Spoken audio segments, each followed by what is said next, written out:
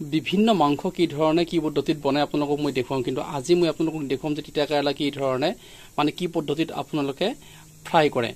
মই আজি আপোনালোকক দেখুৱাম যে তিতা কেৰেলা কি ধৰণে বনাব পৰা যায় কি ধৰণে ভাজি বনাই তিতা কেৰেলাৰ ভাজিখন মই আজি আপোনালোকক দেখুৱাম মই কেনেকৈ বনাম এয়া ৰহুন আৰু এয়া হল শুকান জলকীয়া আৰু এয়া হল ফুৰণ মই কেইটামান ফুৰণ দিম তেলত কেইটামান ফুৰণ মই তেলত দি দিছো প্ৰথমে আৰু তাৰ পিছত মই এই ৰহুন কেইফটা মই দি দিম দি দিছো তাৰ পিছত মই ইয়াত জলকীয়া দি দিছো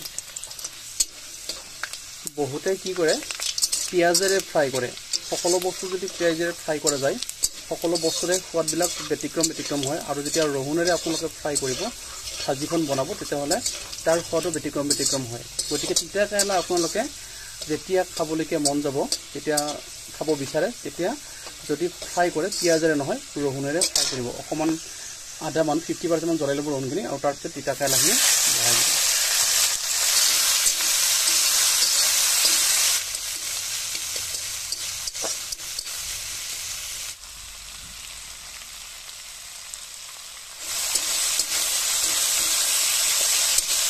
হালধি এতিয়া নিদি হালধি দিম পিছত তেল নিমখ দি তেল লৰাই দিছোঁ অকণমান আৰু তাৰপিছত মই ঢাকনি লগাই দিম ঢাকনিখন মই দুবাৰ লগাম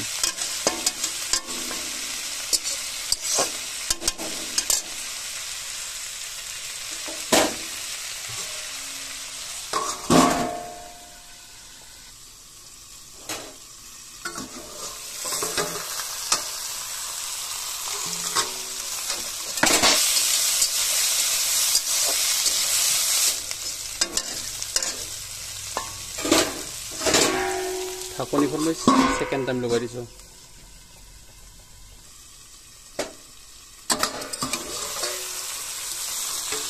ইয়াত সেকেন্ড টাইম ঢাকনিখন উলটা দিছো আৰু ঢাকনিখন নিদিম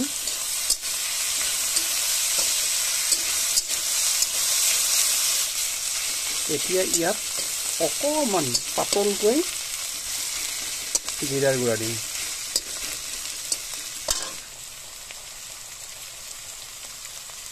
পাতল অকমান জিৰা গুড়া দি লৈছো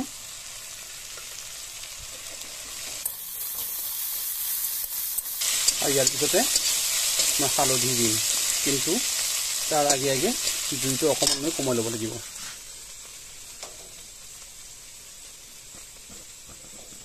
কাৰণ হালধি আৰু জিৰাৰ গুড়ি দিয়াৰ লগে লগে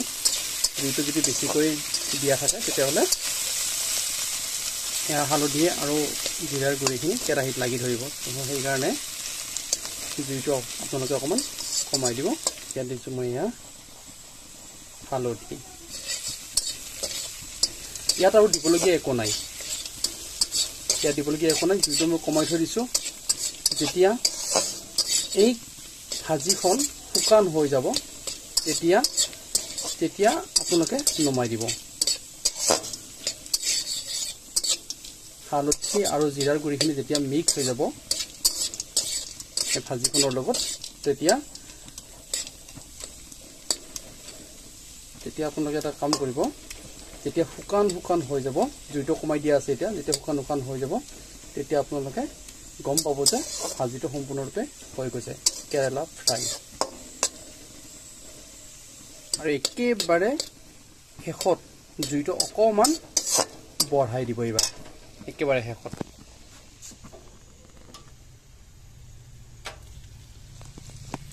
জুইটো মই বঢ়াই দিছোঁ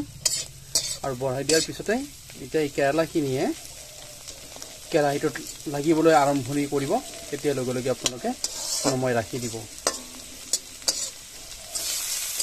এতিয়া কেৰাহীত লাগিবলৈ আৰম্ভণি কৰিছে এয়া সম্পূৰ্ণৰূপে এতিয়া হৈ গ'ল ফ্ৰাই কেৰেলা ফ্ৰাই হৈ গ'ল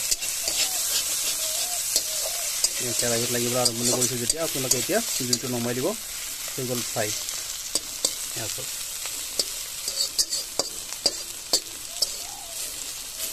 এতিয়া সম্পূৰ্ণৰূপে কেৰেলা ফ্ৰাই হৈ গ'ল